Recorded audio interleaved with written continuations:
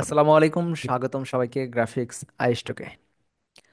আজকে Adobe Illustrator 2025-এর আমরা নতুন একটি ফিচার সম্পর্কে জানবো, সেটা হচ্ছে অবজেক্ট অন পাথ।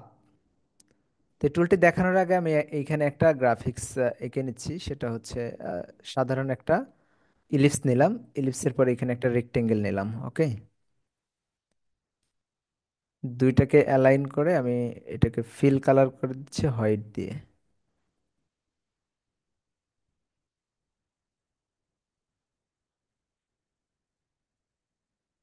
ওকে, এরপর এটাকে যে কোনো একটা সফট কালারে পরিবর্তন করে দেই, একটু লাল টাইপ এরকম থাকলো।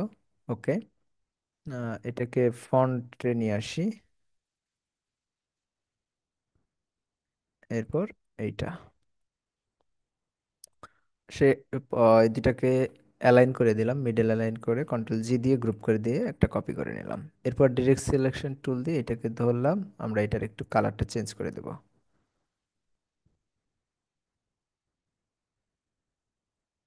ওকে, এরপর আরো একটা কপি নিলাম, ডিরেক্ট সিলেকশন টুল দিয়ে একটাকে সিলেক্ট করে আমরা এটারও কালার চেঞ্জ করে দিলাম।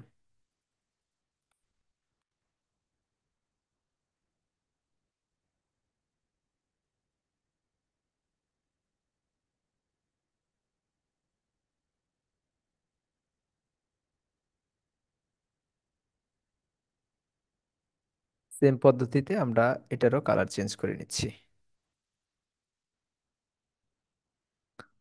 ওকে, এরপর সবগুলাকে ধরে আমরা স্পেসটা সমান করে দেই।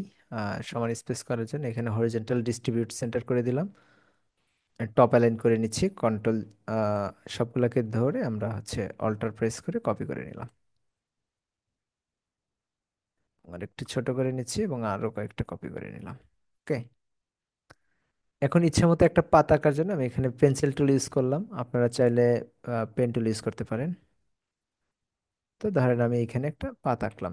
ঠিক আছে, এবার এই সবগুলাকে ধরার পরে আপনি এখান থেকে অবজেক্ট অন পাথ টুল যেটা আছে এটাকে সিলেক্ট করে এই পাতের উপরে একটা ক্লিক দিলে এই এলিমেন্টগুলো আপনার এইখানে যে পাতটা আঁকবেন ওই পাত অনুসারে বসে যাবে।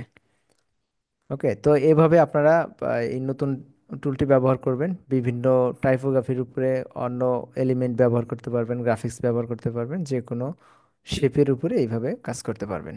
এটা ম্যানুয়ালি করতে গেলে একটু টাইমের ব্যাপার। তো এই ধরনের কাজগুলো আপনারা